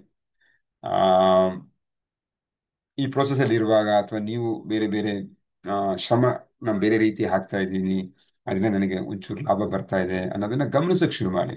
ಯಾಕಂದ್ರೆ ನಮ್ಮ ಮನಸ್ಸು ಯಾವ ರೀತಿ ನಿರ್ಮಾಣ ಆಗಿರುತ್ತೆ ಅಂದ್ರೆ ಬರೀ ಆಗದೆ ಇರೋದ್ರ ಕಡೆ ಗಮನ ಇರುತ್ತೆ ನಮಗೆ. ಸೊ ನಾವಿವಾಗ ಈ ಪ್ರೋಸೆಸ್ನ ಮಾಡಿ ಆಗೋದನ್ನ ಗಮನಿಸ್ಬೇಕು. ನಮ್ಮ ರೆಟಿಕ್ಯುಲರ್ ಆಕ್ಟಿವೇಟಿಂಗ್ ಸಿಸ್ಟಮ್ನ ಏನ್ ಆಗ್ತಾ ಇದೆ, ಏನ್ ನನಗೆ ಕೆಲಸ ಮಾಡ್ತಾ ಇದೆ ಅಂತ ಸಣ್ಣ ಸಣ್ಣ ಬದಲಾವಣೆಗಳಿರ್ಬೋದು, ಅದನ್ನ ಗಮನಿಸೋಕೆ ನಾವು ಟ್ರೈನ್ ಮಾಡಬೇಕು. ಸೊ ಹಾಗೆ ಪಾಸಿಟಿವ್ ಆಗಿರುವಂಥ ಅಂಶಗಳು ಅಥವಾ ನಮ್ಮ ಸ್ಮಾಲ್ ಸ್ಮಾಲ್ ವಿನ್ಸ್ನ daily, hope you people are writing it down ನಿಮ್ಮ ವಿಕ್ಟರಿ ಲಾಗಲ್ಲಿ ಅಥವಾ ಬರಿತಾ ಇರೋ ಸಂತೋಷ. ಯಾಕಂದ್ ಮಾಡಬೇಕು ಅಂದ್ರೆ ನಾವು ಪದೇ ಪದೇ ನಮ್ಮ ಸಕ್ಸಸ್ನ, ಯಶಸ್ಸನ್ನ, ನಮ್ಮಲ್ಲಿರೋ ಪಾಸಿಟಿವ್ ಅಂಶಗಳನ್ನ ನೋಡ್ಕೊಳ್ಳೋ ಒಂದು ಅಭ್ಯಾಸ ಬೆಳೆಸ್ಕೋಬೇಕಾಗತ್ತೆ. ಅವಾಗಲೇ ನಾವು ಪಾಸಿಟಿವ್ ಆಗಿ ಎಲ್ಲ ಮಾಡಕ್ ಸಾಧ್ಯ. ಪಾಸ್ಟಲ್ಲಿ ನಾವೇನು ನನಗಾಗಿರೋ ನೋವುಗಳ ಬಗ್ಗೆ ಯೋಚನೆ ಮಾಡೋದು ಬಿಟ್ಟು ಈಗ ಏನ್ ಮಾಡ್ತಿದೀವಿ, ಇವತ್ತೊಂದಿನ 9 ಬೇಜಾರಾಗಿರುವಂತ ಅಂಶ ಆಯ್ತು, ಫೈನ್, ಬಟ್ ಒಂದು ಒಳ್ಳೆ ಅಂಶ ನಡೀತು. ಏನದು? ಅದನ್ನ ನೋಡಕ್ಕೆ ಮನಸ್ಸನ್ನ ನಾವು ಓಪನ್ ಮಾಡ್ಕೋಬೇಕು. ಆ ಅಭ್ಯಾಸಗಳನ್ನ ಕೂಡ ಮಾಡಬೇಕು. So please don't forget to write it down. ನಿಮ್ಗೆ ಅನ್ಸಿದ್ರೆ, ಖುಷಿ ಕೊಟ್ರೆ ಗ್ರೂಪಲ್ಲಿ ಕೂಡ ಶೇರ್ ಮಾಡಿ. ಸೊ ಬೇರೆಯವ್ರು ಕೂಡ ಅದು ಸ್ಫೂರ್ತಿ ಆಗುತ್ತೆ. ಇಲ್ಲಾಂದ್ರೆ ಫೈನ್, ವಿಕ್ಟ್ರಿ ಲಾಗಲ್ಲಿ ನೀವು ಬರಿಬೇಕು ಡೈಲಿ, ಇವತ್ತಿನ ದಿನ ನನಗೆ ಈ ಸ್ಮಾಲ್ ವಿನ್ ಆಯ್ತು. ಓಕೆ, ಇದು ಕೂಡ ಬದಲಾವಣೆ ಸ್ನೇಹಿತರೆ. ನೀವು ಏನೇನು ಮಾಡಕ್ ಹೋಗ್ತಾ ಇದ್ದೀರಾ, I appreciate most of the people are who are hesitating to come on camera ಬರ್ತಾ ಇದ್ದೀರಾ, ಅದು ಬದಲಾವಣೆ. Yes, I appreciate that. ಇದೇ ರೀತಿ ಸಣ್ಣ ಸಣ್ಣ ಬದಲಾವಣೆಗಳು ಆಗ್ತಾ ಹೋಗ್ಬೇಕು, ಆಗ್ತಾ ಹೋಗ್ಬೇಕು. ಆಗ್ಲೇನೆ ಇದರುಗಳ ಮೊತ್ತ, ಬದಲಾವಣೆಯ ಮೊತ್ತ, ಒಟ್ಟು ಮೊತ್ತನೇ ನಮ್ಮ ಫಲಿತಾಂಶ. ನಮಗೆ ಗೊತ್ತಾಗದೆ ಆಗ್ತಾ ಹೋಗುತ್ತೆ ಸ್ಲೋ ಆಗಿ, ಬಟ್ ಗಮನಿಸಕ್ಕೆ ಶುರು ಮಾಡಿ, ಗಮನಿಸಕ್ಕೆ ಶುರು ಮಾಡಿ, ರೆಕಾರ್ಡ್ ಮಾಡಿ, ಡಾಕ್ಯುಮೆಂಟ್ ಮಾಡಿ. ತುಂಬಾನೇ ಇಂಪಾರ್ಟೆಂಟ್. ನಮ್ಮ ಬಗ್ಗೆ ನಾವು ಒಳ್ಳೇದನ್ನ, ಪಾಸಿಟಿವ್ ಅನ್ನ ಬರ್ಕೊಂಡಾಗ್ಲೇ ರೀಇನ್ಫೋರ್ಸ್ಮೆಂಟ್ ಆಗೋದು, ನಮಗೆ ಸುಪ್ತ ಮನಸ್ಸು ಬೇಗ ಬದಲಾವಣೆ ಆಗೋದು. Okay, yeah, okay, thank you. ನಾವು ಐ ಆಮ್ ಶೇರಿಂಗ್. ಇವರ ಕ್ವಶನ್ ಶೇರ್ ಮಾಡಿದ್ದೀನಾ? Hope you people are able to see my screen. ಕಾಣಿಸ್ತಾ ಇದೆಯಾ? ಕಾಣಿಸ್ತಾ ಇದೆಯಾ? ಕಾಣಿಸ್ತಿದೆ. Okay, yes thank you. Sir, ಎಷ್ಟು? ಕಾಣಿಸ್ತಿದೆ. Thank you, thank you. ನಾನು ಒಬ್ಬ ಯೋಧ, ಭಯದ ನಡುವೆ ನಾನು ಕ್ರಮ ಕೈಗೊಳ್ಳುತ್ತೇನೆ. ನಾನು ಒಬ್ಬ ಯೋಧ, ಏನೇ ಆಗಲಿ ನಾನು ಏನನ್ನಾದರೂ ಮಾಡಲು ಸಿದ್ಧನಾಗಿದ್ದೇನೆ. ನಾನು ಒಬ್ಬ ಯೋಧ, ನಾನು ಪ್ರತಿಯೊಂದು ಕೆಲಸವನ್ನು 100% ಮಾಡುತ್ತೇನೆ. ಎಸ್, ನಾನು ಒಬ್ಬ ಯೋಧ, ನಾನು ಕಠಿಣವಾದದನ್ನು ಸಹ ಮಾಡಲು ಸಿದ್ಧನಾಗಿದ್ದೇನೆ. ನಾನು ಒಬ್ಬ ಯೋಧ, ಯಾವುದೇ ರೀತಿಯ ಮನಸ್ಥಿತಿಯ ನಡುವೆ ನಾನು ಕ್ರಮ ಕೈಗೊಳ್ಳುತ್ತೇನೆ. ನಾನು ಒಬ್ಬ ಯೋಧ, ಯಾವುದೇ ಅಡಚಣೆಗಿಂತಲೂ ನಾನು ದೊಡ್ಡವನಾಗಿದ್ದೇನೆ. ನಾನು ಒಬ್ಬ ಯೋಧ, ನಾನು ಏನು ನಡೆದರೂ ಸಹ ಯಶಸ್ಸನ್ನು ಸಾಧಿಸ್ತೇನೆ. ನಾನು ಒಬ್ಬ ಯೋಧ, ನಾನು ಎಂದಿಗೂ ಸೋಲನ್ನು ಒಪ್ಪಿಕೊಳ್ಳುವುದಿಲ್ಲ. No way. ನಾನು ಒಬ್ಬ ಯೋಧ, ನನ್ನ ಜೀವನದ ಪ್ರತಿಯೊಂದು ಕ್ಷಣವನ್ನು ನಾನೇ ಸೃಷ್ಟಿಸುತ್ತೇನೆ. ನಾನು ಒಬ್ಬ ಯೋಧ, ನನ್ನ ಆಯ್ಕೆಗಳು ನನ್ನ ವಾಸ್ತವಿಕತೆಯನ್ನು ರೂಪಿಸುತ್ತೆ. ನಾನು ಒಬ್ಬ ಯೋಧ, ನನ್ನ ಪ್ರತಿಕ್ರಿಯೆ ನನ್ನ ಫಲಿತಾಂಶವನ್ನು ರೂಪಿಸುತ್ತೆ. ನನಗೆ ಆಗೋದಿಲ್ಲ ಅನ್ನೋ ಮಾತೇ ಇಲ್ಲ. ನಾನು ಮಾಡೋದು ಅಥವಾ ಬಿಡೋದು ನನ್ನ ಆಯ್ಕೆ. ಪ್ರಯತ್ನಿಸ್ತೇನೆ ಅನ್ನೋದಿಲ್ಲ, ನಾನು ಮಾಡುವೆ ಇಲ್ಲ ಮಾಡೋದಿಲ್ಲ. ಯಾ, ನಾನು ನನ್ನ ಹೃದಯಕ್ಕೆ ಸತ್ಯನಿಷ್ಠನಾಗಿದ್ದೇನೆ, ಬೇರೆಯವ್ರಿಗಲ್ಲ, ನನಗೆ ನಾನು. ನಾನು ಒಬ್ಬ ಯೋಧ, ನಾನು ನನ್ನ ಸತ್ಯವನ್ನು ಸಹಾನುಭೂತಿಯೊಂದಿಗೆ ಹೇಳ್ತೇನೆ. ಯಾ, ಎಂಪಥೆಟಿಕ್ ಆಗಿದ್ದೇನೆ, ಕಂಪ್ಯಾಷನೇಟ್ ಆಗಿದ್ದೇನೆ. ನಾನು ಒಬ್ಬ ಯೋಧ, ನಾನು ನನ್ನ ಬದ್ಧತೆಯನ್ನು ಕಾಯ್ದುಕೊಳ್ಳುತ್ತೇನೆ. ನಾನು ಒಬ್ಬ ಯೋಧ, ನನ್ನ ಮಾತೇ ಕಾನೂನು. ನಾನು ಒಬ್ಬ ಯೋಧ, ನಾನು ನನ್ನನ್ನು ಈಗಲೇ ಅನುಮೋದಿಸುತ್ತೇನೆ. ನಾನು ಒಬ್ಬ ಯೋಧ, ನನಗೆ ಎಲ್ಲಾ ಸಾಧ್ಯದಿಂದ ನಂಬುತ್ತೇನೆ. ನಾನು ಒಬ್ಬ ಯೋಧ, ನಾನು ನನ್ನ ಗುರಿಗಳನ್ನು ಸಾಧಿಸುತ್ತೇನೆ. ನಾನು ಒಬ್ಬ ಯೋಧ, ನಾನು ಒಬ್ಬ ಯೋಧ, ನಾನು ಒಬ್ಬ ಯೋಧ. ಎಸ್, ನಾವೆಲ್ಲ ಯೋಧರೆ. ನಾವೊಬ್ಬ ವಾರಿಯರ್ ಆಗಿದ್ದೀವಿ, ಯುದ್ಧ ಮಾಡಕ್ಕೆ ಹೊರಟಿದ್ದೀವಿ. ಆಯ್ತಿದ್ದರೆ ಜಯ ಇಷ್ಟರಲ್ಲೇ ಗಳಿಸ್ತೀವಿ. Thank you so much. ಮತ್ತೆ ನಮ್ಮ signature step, I am stopping screen sharing. 1 2 3 ನಾವು ಅಪರಿಮಿತ ಅಂತ ನೆನೆಸ್ಕೊಳ್ಳೋ ಸಮಯ. 1 2 3 ಗೋ. 1 2 3 ನಾನು ಅಪರಿಮಿತ. 1 2 3 ನಾನು ಅಪರಿಮಿತ. 1 2 3 ನಾನು ಅಪರಿಮಿತ. ಎಸ್, ನಾವೆಲ್ಲ ಅಪರಿಮಿತರೆ. ಇಷ್ಟರಲ್ಲೇ ನಾವು ನಮ್ಮ ಜೀವನದ ಎಲ್ಲ ಕ್ಷೇತ್ರಗಳಲ್ಲಿ ಏನೇನ್ ಬೇಕು ಎಲ್ಲವನ್ನು ಸಾಧಿಸ್ಕೊಳ್ತಾ ಇದೀವಿ. ಹೇಗೆ? ನಾವು ಪರಿವರ್ತನೆ ಹೊಂದುವ ಮೂಲಕ. Sir, thank you. ಈಗ 2 ನಿಮಿಷ ಮೆಡಿಟೇಷನ್ ಮಾಡೋಣ. ಆರಾಮದಾಯಕ ಸ್ಥಿತಿಯಲ್ಲಿ ಕೂತ್ಕೊಳ್ಳಿ. ಬೆನ್ನನ್ನು ಸ್ಥಿರವಾಗಿಡಿ 90 ಡಿಗ್ರಿಲಿ. ಆದಷ್ಟು ಹೊರ್ಕೋಬಹುದು ಚೇರು ಅಥವಾ ಗೋಡೆಗೆ, ದಟ್ ಇಸ್ ಫೈನ್, ಬಟ್ ಬೆನ್ನು ಸ್ಥಿರವಾಗಿರಲಿ. ಮತ್ತೆ ಕಣ್ಣುಗಳನ್ನು ಮುಚ್ಚಿ ನಿಮ್ಮ ಉಸಿರಾಟವನ್ನು ಗಮನಿಸಿ. ಉಸಿರಾಟವು ನಿಧಾನವಾಗಿಯೂ ದೀರ್ಘವಾಗಿಯೂ ಆಗುತ್ತಿರಲಿ.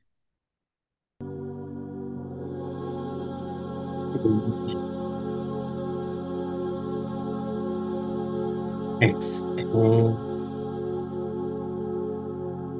inhale, exhale.